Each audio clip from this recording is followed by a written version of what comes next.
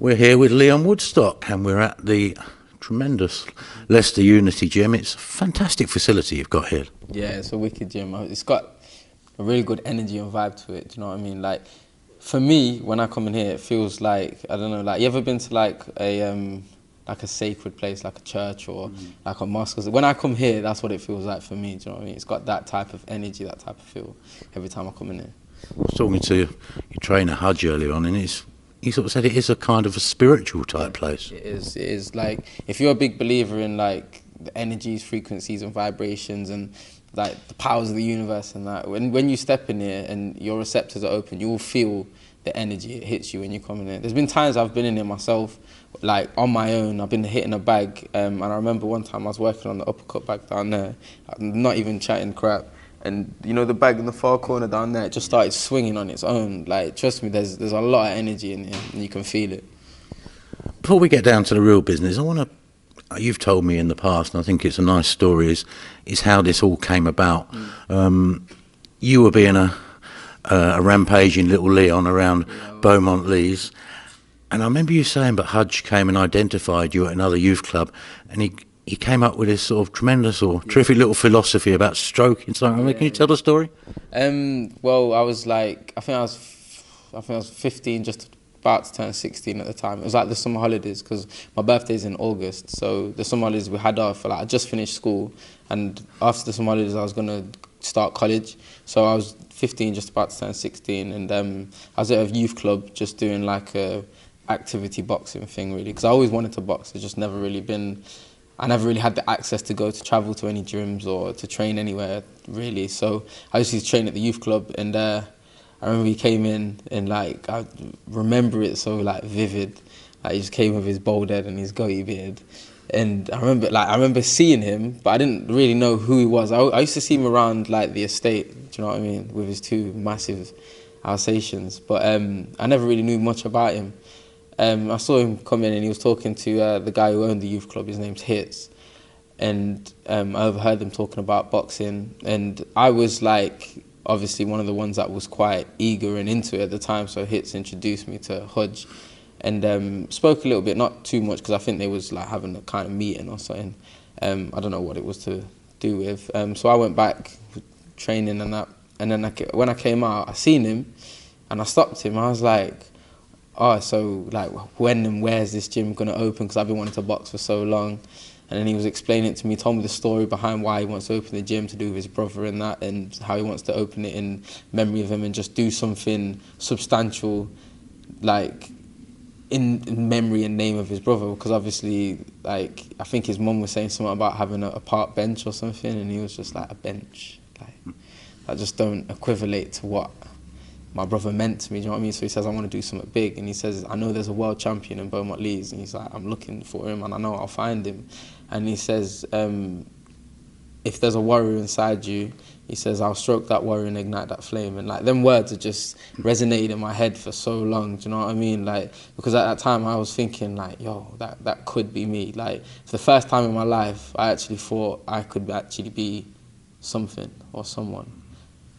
That was the story, and of course what you're referring to there about Hudge's brother Anton was murdered just across the way, tragically. 5-minute walk from my house where it was. I think it happened before I got there, before like we was there, to be honest. I'm not too sure, but yeah, it was it's like a 5-minute walk from my house, like literally.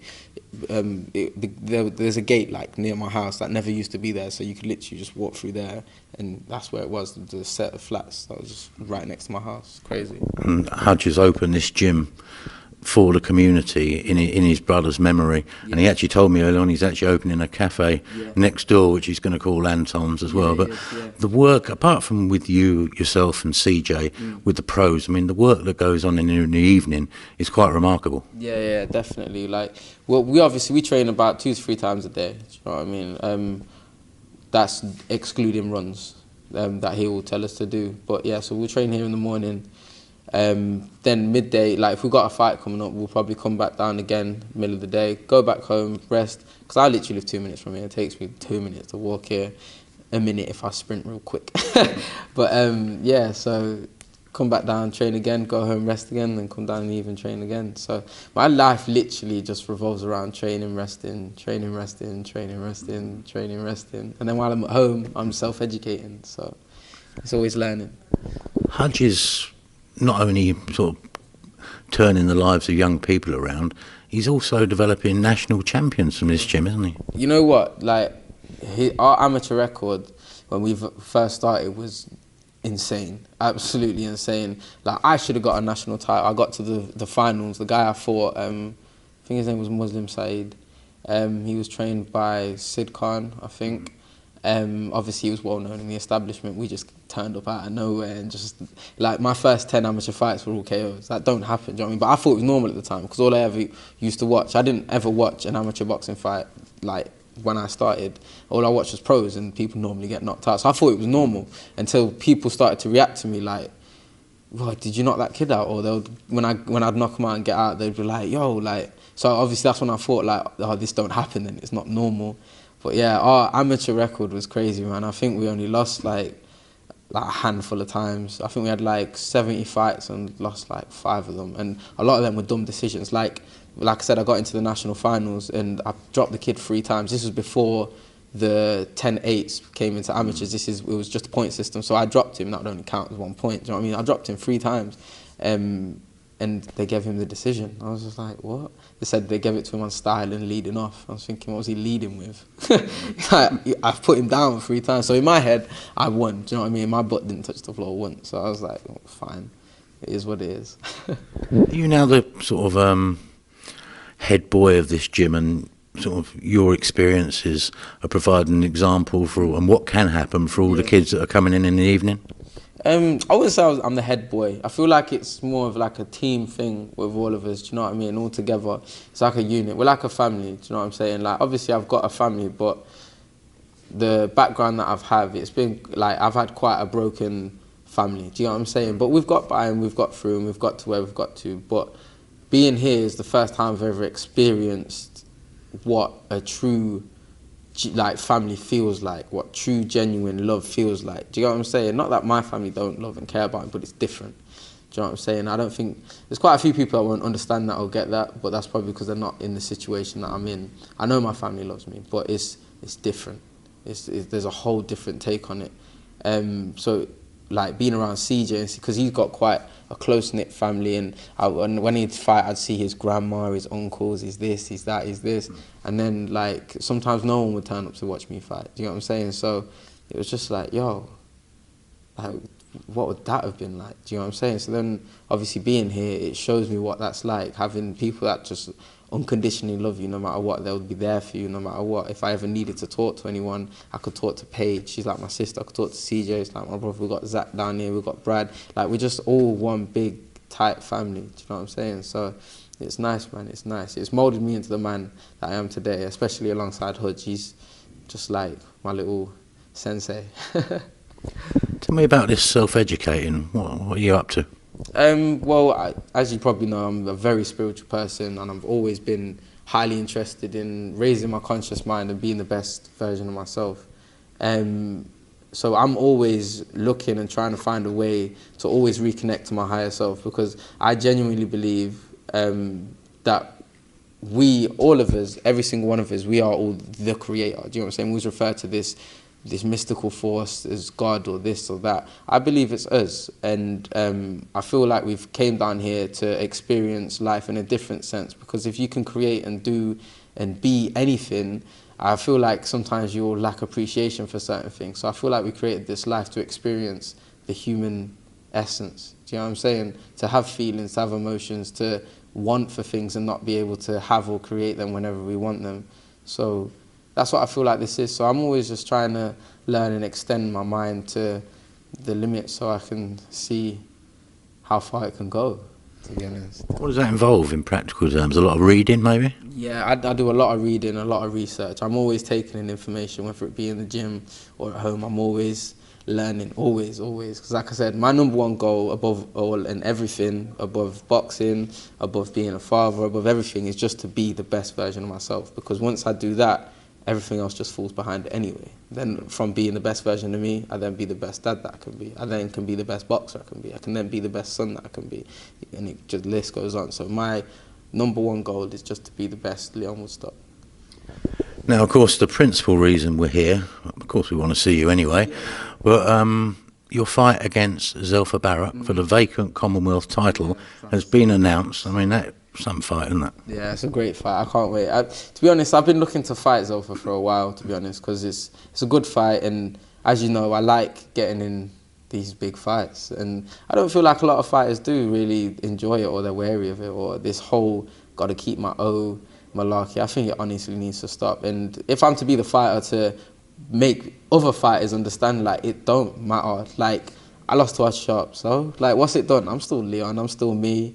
Do you know what I mean? I've still got the people that matter in my life. I've still got my ranking. I'm still in the top 10. I'm still moving forward. If anything, it's pushed my career forward. What happened on that night is the best thing that could have happened to me. Because again, like I've said, all I care about is being the best version of me. And whatever that entails, whether it's taking losses or losing someone or losing something or even losing a limb, I don't know, whatever it is that takes me to being the best version of me, so be it. Do you know what I mean? I've never been afraid to be challenged. I've been challenged my whole life. Do you know what I mean? I was born dead. I wasn't alive when I was born. So from the day that I came into this crazy world, I was challenged. I've always been challenged. And that's the only way you grow. So as I've said to you, I've said it a lot of times, I just want to be the best version of me. And to do that, you have to be challenged. You have to. So all the challenges that come my way, I always accept them, whether it be in the ring, out the ring, in life, with my mental, with females, with, I don't know, anything. Do you know what I mean? I accept it because everything in life is a perspective. That's all it is. So once you change your perspective, something that could be the worst thing ever for another person, for me, will probably be the best thing. You know what I'm saying? It's like, oh, someone's like so fearful of losing, like, oh, I've lost, oh my God, it's the worst thing ever, I don't want to box again. For me, that's like, yo, let's grow. Do you know what I'm saying?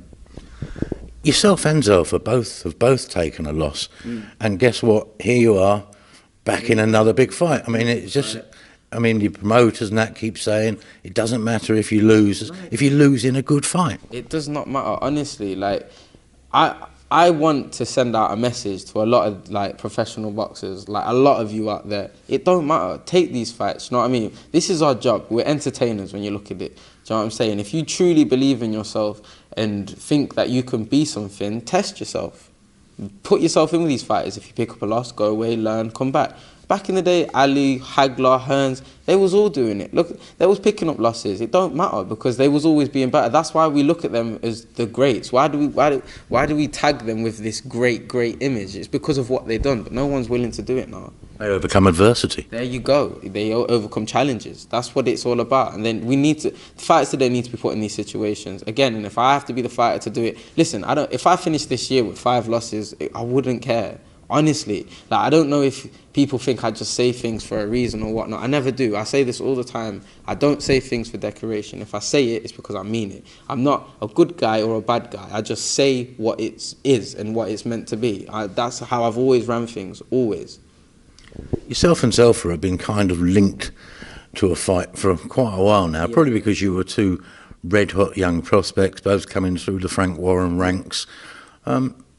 Did you think it would happen now? Did you think it would happen later? When did you sort of suspect the perfect timing was? For me, I don't think, like, I wasn't really thinking like, oh, when would the perfect time be? When it came, it came. If it didn't come, it didn't come. And it's as simple as that, really, for me. You're quite similar as lads, aren't you? I'm seeing you together, and you do actually get on quite well. Yeah, we do. You know what? He's a good lad. I get on with him. I like his style. Like, I don't really like watching boxing, but like I've explained already. Like, the fighters from before, Hagler, Duran, Leonard, Hearns, they were great fighters. I love watching them because it's real. I feel like not even just boxing. I feel like this whole generational thing. A lot of people are not who they really are, and they've got a lot of insecurities, and there's a lot of fear, which is then gone into our music, our boxing, our films, and things are just not the same as they used to be. They used to be a lot better, do you know what I mean? It used to be more real, raw. And I think we've lost that. And again, if I have to be the person to show people and get people to understand, just to loosen up a little bit and relax and like, yo, I'm in boxing, if this happens, it happens. If it don't, it don't. Then so be it. Do you know what I mean? At least I stood for something that I believed in. How will this fight go style-wise? I mean, it did occur to me, looking back at the Archie Sharp fight, you were used to fighting quite up close and personal. Now Archie, and I don't mean this in a nasty way at all, he was constantly on the move, using the circumference of the ring, and you were having to chase him around. And when you do have to chase people around, it's very easy to lose your shape and lose your concentration. That must have been a problem for you, certainly. As I've explained before, in the amateurs, I was always used to having to chase these guys. Do you know what I mean? They did not want to stand with me at all. I had, like I said, I have 24 fights, 19 wins, and 17 knockouts. Now that's nuts for an amateur record. Do you know what I mean? So I was used to chasing people. I was always used to fighting people a bit bigger than me or taller. So it didn't really, like, it just kind of felt like, oh, we're back here again, do you know what I mean? Because initially, like, I wanted to box with him. That's why, if you go back and watch the first round, I'm moving, I'm jabbing, I'm catching him with a jab. Obviously, then I got caught with the shot, went down, got up, so I was thinking, all right, so what I was going to do later on in the fight, I got to do now. So I thought, got to get on it now, and obviously started pushing him back and moving forward and punching, and I'm comfortable with that. I've always been comfortable. I didn't feel uncomfortable in the ring once, not once. It was quite, for me, like a comfortable performance. The only thing that I was battling with was nothing to do with Archie. It was to do with myself and my mental. You wouldn't expect Zelfa to go walkabout to the same extent, would you? I mean, you might expect him to use his skills and take half a step back when he needs to, but he'll probably be there more than Archie was. Yeah, 100%. Archie's got amazing feet. He's got amazing feet. He's a good boxer. He's very good at his distance deception and his switch hitting. There was times where I didn't even realise that he was southpaw. Do you know what I mean? Like he's so fluent in moving. Like he's got beautiful feet. I'd say he's got the best feet in the super heavyweight division. 100%, definitely, absolutely.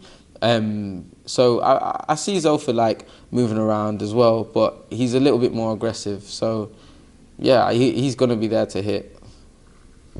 It's a monumental show, isn't it? When you look at, you've got a Yorkshire Derby main event for a world title, and then 2 Commonwealth titles involving Brits. I mean, it's going to be an incredible show and a showcase for you. Trust me, it's actually a massive honour to be on that show, to be honest. Because, again, everything's history. Everything's making history. It'll get documented, it'll get put down. When I'm gone, that show will probably still get spoken about because of the build-up on it. Do you know what I mean? All the fighters on there. It's great. It's a wicked card. Like BT Sports, front one, they're always producing. Do you know what I mean? They're all, like, as much a stick as like we get for this, that, and the other. You can't say that we're not putting on good fights. You know what I mean? We've got Nathan Gorman fighting Daniel Dubois. Like, people have been asking for that fight. It's been delivered. Do you know what I'm saying? Again, even the Sam Bowen fight between me and Sam Bowen, people have been asking that fight for time. It's going to get delivered. People have been asking for the Zelfa Barrett fight versus Lyon Woodstock. It's going to get delivered. Do you know what I'm saying? So it's there. Like, it's all there. I feel like people just like to just sit on their chair and chat crap, to be honest. Style-wise, would it be fair to say, but maybe Sam Bowen is more suited to you out of the other 3 super featherweights, because he will stand and fight? Yeah. I would say, like, for me, the fight that I would enjoy the most is probably the Sam Bowen fight. I think it'd just be a fun fight, regardless of the outcome. I just feel like it would be exhilarating. You know what I'm saying? It'd be a fun fight. So when that fight happens, it's going to be good. It will be good. But I used to make a lot of mistakes before, focusing on certain fighters, this, that, and the other, but I ain't bothered, man. I ain't bothered about none of it. I ain't bothered about anyone. I ain't bothered about nothing at all, apart from myself. That's it. That's all I'm focusing on now. It's just me and my mental and where I'm at. That's all that matters to me right now. So I ain't bothered. If I fight Sam, I fight him. If I don't, I don't. If I fight him and I win, I win. If I lose, I lose. If I fight Zelfa and I win, I win. Do you know what I mean? Like, we're getting the drift there. Yeah, do you get it? Was it true you actually turned down the fight with Bowen, a fairly short notice one a few months ago? No. We accepted the fight, and then we got offered the fight again, but then it was at like short notice because they got someone else, and then we got offered the fight again, and it was at like 3 weeks notice or something stupid like that. So I was thinking, like, I'm not an idiot. Do you know what I mean? Like, you think you're gonna take me for a fool? If you want to fight me, not 75% of me. Do you know what I'm saying? It's just stupid. It's kind of a fight that would probably do well to have a little bit of a build-up anyway, isn't it? I would say so. I definitely would say so. But again, I ain't bothered. When it happens, it happens. There's a theme developing here. there is. Talk to me a little bit about. I wanted to say, sorry to take you back to the Archie Sharp fight again, Honestly, but that what? was one of the best experiences I've ever had in my whole life. I would not change it. If I could go with flipping Marty McFly and go back in time and change things, I would not, because I wouldn't be where I am right now. I wouldn't be so spiritually and mentally at peace right now. Do you know what I mean? Like, where I am right now is the place that I've been trying to get to for so long, but I've had to let go of so many things, and for that to happen, I clearly needed an upset. Do you know what I'm saying? So the universe was like, yo, if that's what you want, then this is what has to happen. So cool, it's fine. It's honestly, you don't have to apologize for bringing it up. It is honestly the best thing that's ever happened to me. Were there distractions outside the ring that shouldn't have been there, very close to the fight, which affected your performance? I wouldn't even say very close to the fight. I would say for quite a good few months there was a lot of stuff going on. Physically, I was the best I've ever been. Honestly, like, I was hitting ridiculous times. I was throwing ridiculous amounts of punches. Like, all my times were just stupid. I was hitting as hard as I ever have. Like, I was stopping my sparring partners and everything. Do you know what I mean? Like, my speed to punch, my reaction, everything was on point. Apart from here, like, mentally, I was just so a mess. I was all over the place. I was so broken. But because of the person I am, I'm quite stubborn. So I was like, no, I'm fine. Leon's fine. Leon's always fine. Do you know what I'm saying? And I think that was a lot of my issue. Leon's always okay. Like, and then obviously after the fight, I realised it's all right to not be all right. You know what I'm saying? Like, I'm a typical alpha male, so I don't really like to show weakness or show that I've got chinks or I've got flaws. Where we all have, and it's about understanding and realising that. And at the time, I was just so like, no, I'm fine. And I weren't. I had so much going on. I was juggling so much going on in my life to do with relationships, this, and stuff to do with my daughter, and this, just so much, do you know what I mean? So I was allowing too much to go on, and I was losing sight and focus of what actually mattered. Do you know what I'm saying? So even this, you know, the night before the fight, I've not told no one this, the night before the fight, I was at my girlfriend's house, and I broke down crying. And I said to her, what if I lose? I said, I'm going to lose. I know I'm going to lose. He's going to put me down and I'm going to lose. I'm not chatting shit at all. This is exactly what happened. I wrote down crying and brushed it off, carried on. And then we're building up for the fight now. So I'm in the dressing room, this, that, and the other. I'm thinking, no, I'm fine. But just before I went out, I looked in the mirror and I was staring at myself. And the man that was staring back was not the man that is prepared or ready to fight this guy. Not someone of this caliber, not at all. And I just knew, but even then I was like, no, you got this, you're fine, you got this, you're gonna win, you're gonna get over this. Once you've dealt with this, then you can start working on yourself, blah, blah, blah. Got in the ring. First, like, minute and a half, I'm doing good, I'm using my jab. Apparently he was gonna box my head off, and I was like, yeah man, boxing, put myself in a bad position, I got caught with a stupid shot. And then, again, it didn't even feel like a punch, it felt like someone pushed me in my chest, do you know what I mean? You know, like, so I was like on my heels sort of thing, so it just felt like he just pushed me back. So that's why I didn't look disoriented or anything. It was like I was normal. Like it felt like he pushed me, and I've gone like obviously onto my butt, got up, and then instantly from then I've just thought like, well, they're gonna count that now as a down because I've gone down from a punch. So I'm like, shit, well, I've got to chase the fight now. Do you know what I mean? And from there, I've just had to put it on him and go back to what I always do. When initially in my head, I wanted to show him, and I know I'm more than capable. I wanted to show him and everyone, I will box this guy's head off. Do you know what I mean? And that's how I set myself up. If you go and watch the first round, that's how I set myself up to box him. But obviously the plan just got sped up because what I did at the end of round 1 and start of round 2 throughout the whole fight, I wanted to start around round 5, 6, and then start breaking him down after obviously boxing him. But it is what it is. It's all learning. I'm so much better for it, and I'm happy it happened because it's given me a lot of realizations and understanding, especially for myself. Because I've always thought like, oh, I know me. Again, that whole way that I am, where I'm always all right. I know me. I'm all right. I didn't. Do you know what I mean? I didn't, and now I do. Well, I'm closer to knowing who Lyon Woodstock is.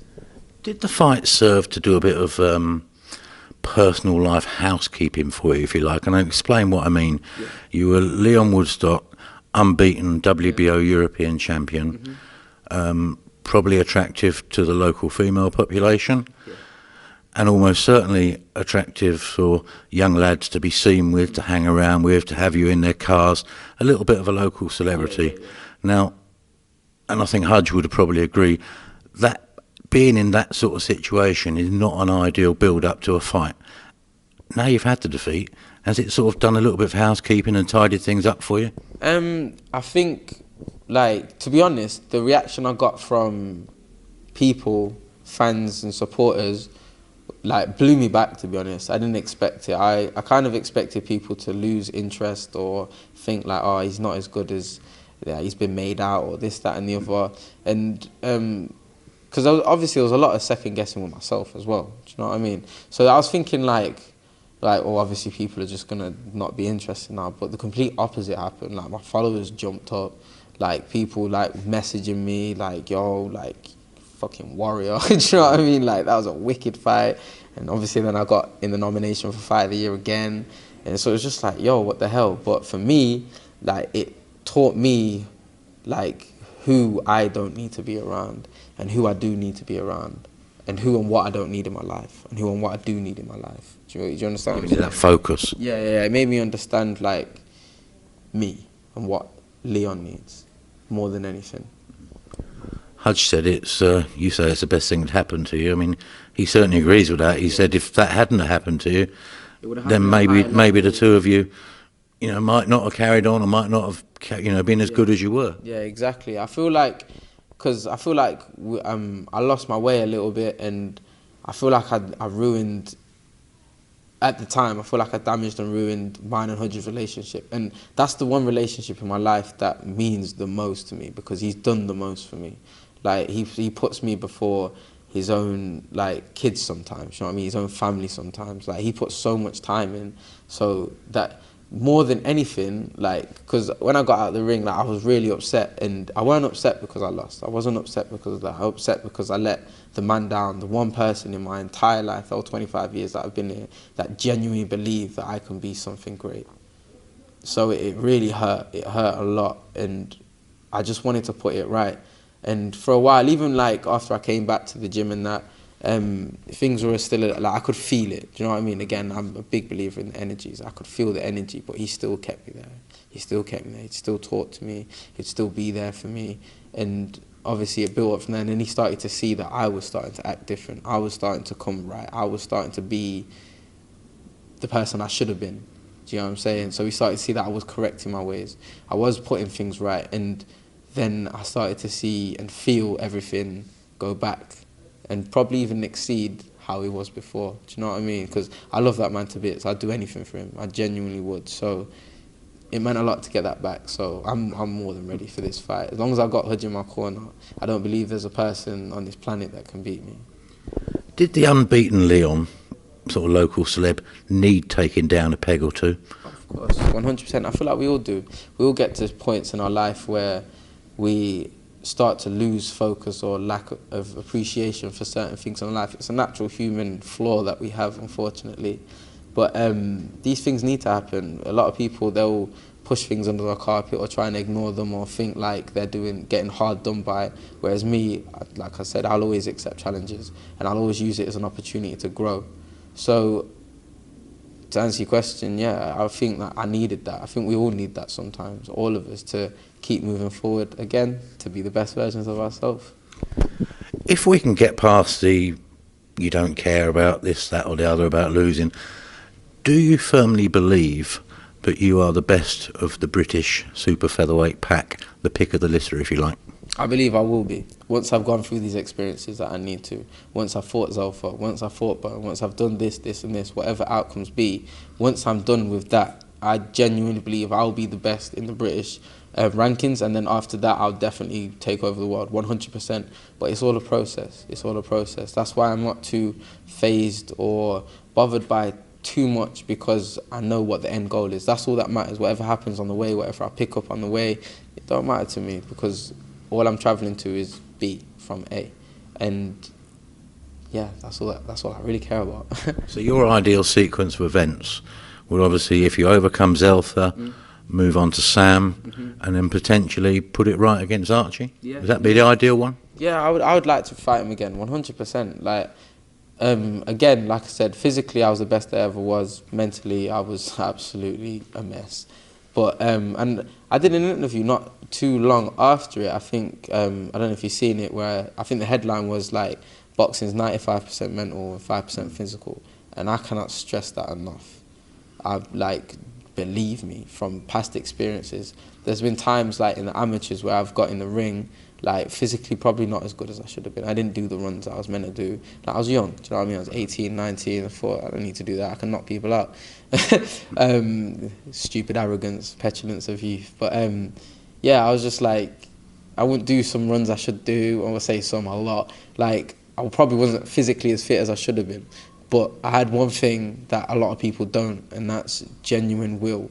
Do you know what I'm saying? I would not stop punching. Even if I didn't do what I was meant to do, I would not stop. I would fight like I have, and then fucking throw up after. Do you know what I mean? Be spewing up. But like, I would put it all in there. I'd put everything in there. So I genuinely believe like things will work out the way they're meant to, and things will go down how they're meant to, and the end goal will always be achieved. Away from you, finally, I know you say you don't watch boxing all the time, but I'm going to throw a couple of fights at you and get your take on them and who you think is going to win. First of all, Warrington Galahad. That's a tough one for me. I've never sparred Warrington, but I've sparred Galahad. I've sparred him quite a lot, to be honest. As you know, I don't sit on the fence or anything. I'll just say it as it is. But this one, I'm so stuck. Because Warrington, because I used to really, well, I say used to, I still do. Selby's sick. Like, Lee Selby is one of my favourite fighters. So I was like so sure he was just going to box his head off, but he just didn't. So it's such a tough one. I don't know. I think Warrington will win it on a very, very close decision. Like, one way it could go either way. You know what I mean? But You're going to watch it? Oh, 100%, definitely. I think I'm, like, just before them anyway, so I'll go get ready real quick, come back out, and be like, yeah, let's watch this. Daniel Dubois, Nathan Gorman. This is a tough one as well. I think Gorman's got a very good boxing ability for his weight. You don't really get heavyweights that have got a really good boxing IQ. Do you know what I'm saying? So that's very interesting with him, and I think that could make a difference. And I feel like if Daniel Dubois doesn't come switched on and ready to nullify his movement and jab and boxing, then he could be in for a long night. Do you know what I mean? But Dubois has got that freak power. Do you know what I mean? And he could catch you at any time. But again, it's heavyweight division. Gorman could catch him at any time. So it's a sticky one. So I feel like if Dubois to win, it will be like by KO, mid-rounds. If Gorman's to win, I reckon it will be on a points decision by like a wide margin. So yeah, you'll either go like that, one of those two ways. Last one, it hasn't been confirmed yet, but we'll throw it in anyway. Sergey Kovalev, Anthony Yard. For me, I feel like physically, Yard has got everything in his arsenal to compete an even better Kovalev. But again, like I've told you before, boxing is 95% mental, 5% physical. And Kovalev's experienced a lot. He's been through a lot. He's been in with some great fighters. So mentally, he's going to be very stable, very fit, very ready, very mentally fit. And Yard's not had a lot of these experiences, so he might have some mental frailties that he don't know about. He might have some mental weakness that he don't know about that will come out in the ring or just before. Or, do you know what I mean? Everything in life's experiences that pushes you towards your growth. And I don't know. I just feel like physically he is ready, but mentally I don't know, because I'm not close to him like that. So mentally I don't know. Do you know what I mean? So if he is to lose, it will be on that. It won't be you won't see him look like he's miles apart from Kovalev. You know, physically, speed, power, movement, even skill. Do you know what I mean? But mentally, I think there'll be a very big difference. But if he's able to stick with it and get his head right and push through it, I think he could definitely pick up the W. But if not, if there's even like 1 second of a lapse or lack of focus, he won't win. He won't win. In the ring, you can't. You got to be focused 100%. It's easy in the amateurs. You got 3 rounds, 2 minutes. Do you know what I mean? But that would be a 12-round fight. Yeah. Be a 12-round fight. You got to stay focused for that long. Is difficult. It's very difficult. And by focused, I don't mean just like focusing on the opponent in front of you. I mean like thinking about everything, thinking about where your next place is, what your next punch is, how you're gonna come in, how you're gonna go out. Are you coming out with your hands down? What bad habits do you have, or whatever you're overcoming, or what went on last week that pissed you off? Do you know what I mean? You gotta stay on it. So if he's not able to do that, whereas Kovalev has done it at a high level as well, numerous times, Yarde hasn't. So it's one of them. Like I said, physically, I think he could do it. But if he hasn't got the mental capability behind it, then I don't think he will. I think we've covered everything. Lyon Woodstock, thank you very much, sir. Respect.